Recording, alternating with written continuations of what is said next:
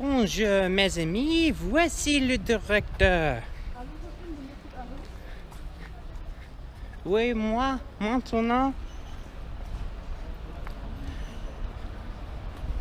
je suis dans la ville de Paris, la ville de la mort.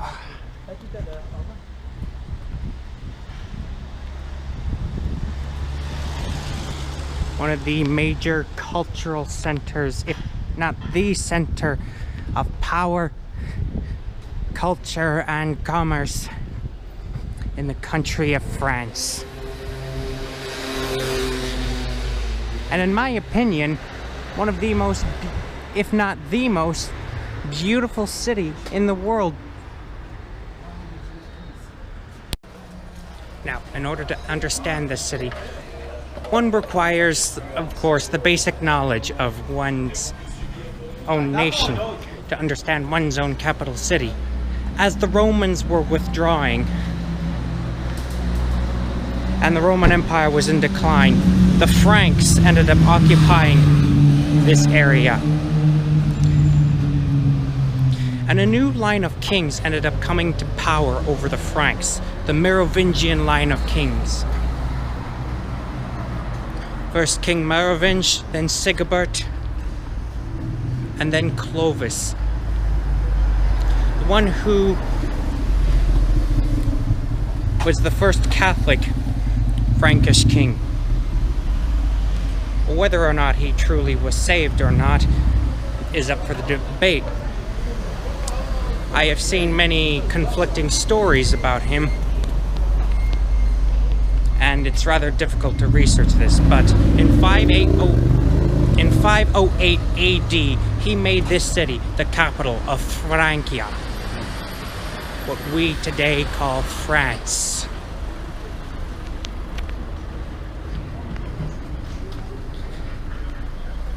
And it was a very powerful kingdom. Their power continued to expand. And under Charlemagne, they covered basically part of Germany, Italy, and even the Pyrenees itself. But after the collapse of Charlemagne's empire, the Western Frankish kingdom, which was of course France, was left to fend for itself. Then came even more barbarian invasions, which brought to an end the Carolingian Renaissance, which Charlemagne brought.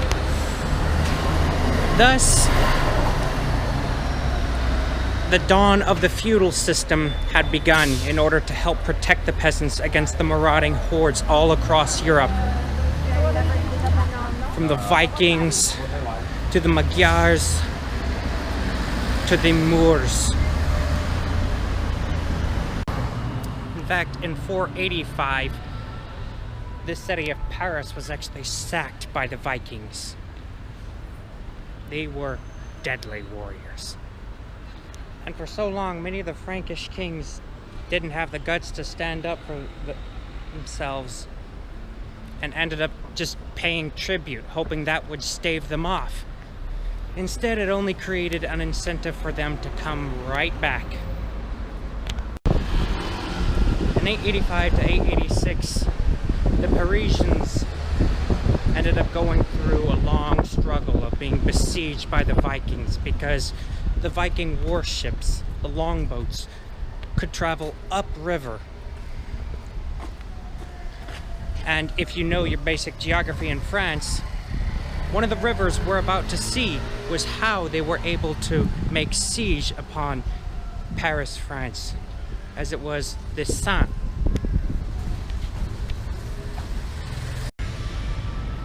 Eventually, of course, dynasties change, and of course then they moved on from the Merovingian dynasty to the Capetian dynasty founded by Hugh Capet in 985. And of course, the last dynasty to rule France was the Bourbon dynasty. And things often go sour for leaders in hard times. example, at one point, France was a very powerful kingdom. And if you wanted to fight a war with them, you needed the best of allies. Louis XIV of the Bourbon dynasty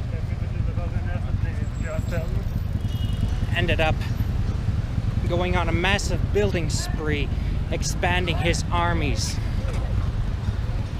And at the same time also built a decadent palace to himself outside of this city of Paris, over in Versailles.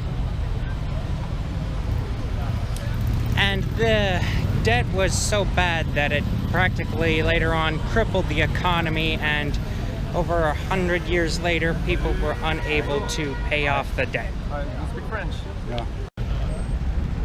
What you see here is, of course, an opera house, but before that they had a very special prison for the worst of criminals and also political prisoners, which was stormed in the midst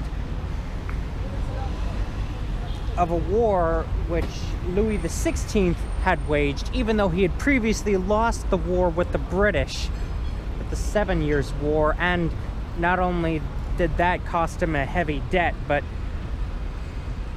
he was already in debt thanks to his grandfather, Louis XIV, which of course this led to the Bloody Revolution.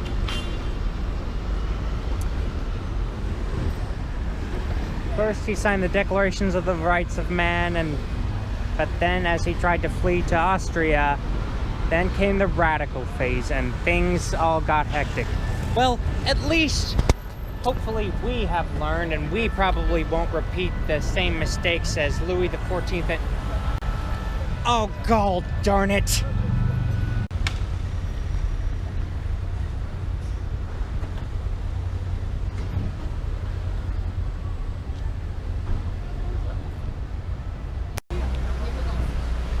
As you can see by the chapel here, and another steeple of a church in the distance with the cross. Of course, the predominant religion throughout the ages here was, of course, Catholicism, Roman Catholic branch of Christianity. But you know what I hate? The quarrelsome history that the church had with itself. Even St. Paul wrote in his letter to the Corinthians that Christ must not be divided. But did the future generations of Christians listen to him? No. As a matter of fact, in 1572, on August the 24th, there was a great massacre nationwide, and so many tens of thousands of Protestants, even here in Paris in particular, were butchered. 0-0. In a massacre known as the St. Bartholomew's Day Massacre. Many of the Catholics have done horrible things to the Protestants, but neither is the Protestant Church entirely innocent. Plus, if you've seen what the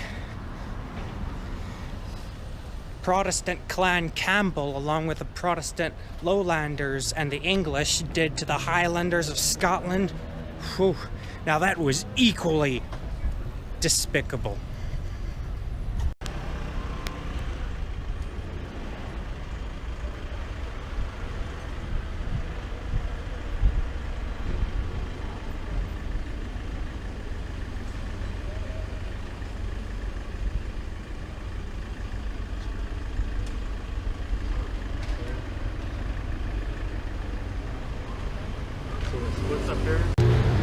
Like I said earlier, this was one of the ways that the Vikings used to besiege this city, when it was much smaller, of course.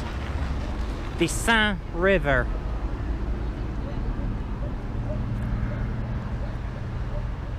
And there it is, God's most famous house on earth and in France. Notre de Paris. Hey, and for all you proud Missourians, guess where we're standing, or where I'm standing now? On the island of St. Louis. Yes, This is St. Louis in France, too. That's why the first settlement in the Louisiana Territory that became part of Missouri was St. Louis. Named after one of the French kings who was canonized as a saint. And now, the moment you've been waiting for, mes amis. The cathedral you've all been excited to see.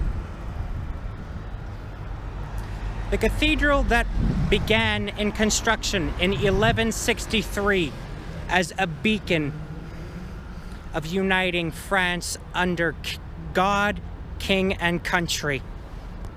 Notre Dame de Paris, Our Lady of Paris.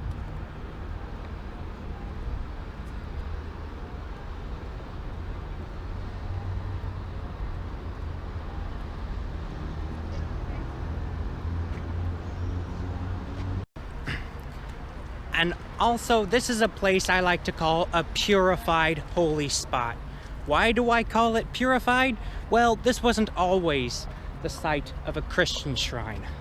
Originally, it was the site where Druid pagans practiced their dark, magical, occultic worship.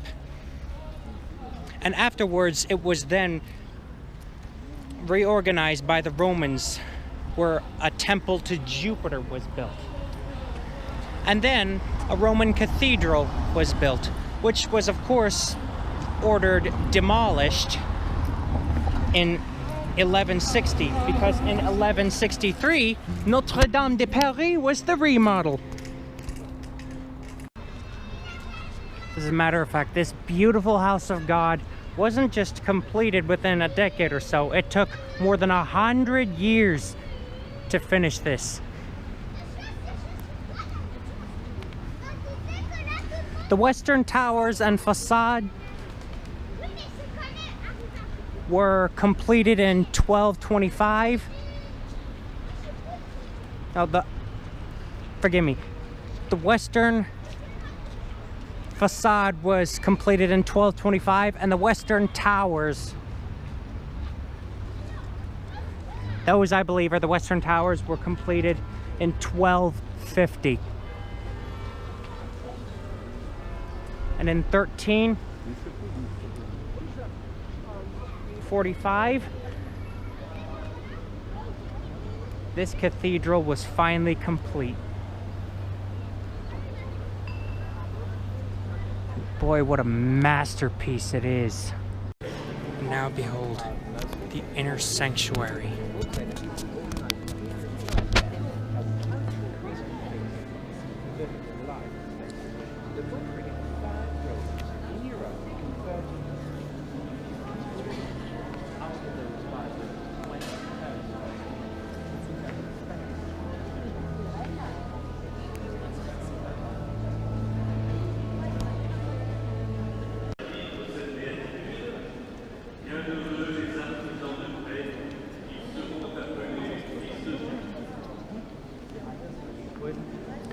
Of course, you'll notice the interior is shaped like a cross. Oh, just listen to that. It's so beautiful. And here are the famous stained glass windows.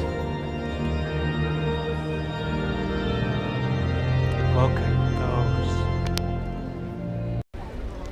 Well, that about wraps up our first tour of Paris. Stay tuned for more, and I sure hope you enjoyed Notre Dame de Paris. Don't forget to like, subscribe, and share. It really helps out the channel when you do that. Merci beaucoup. Au revoir.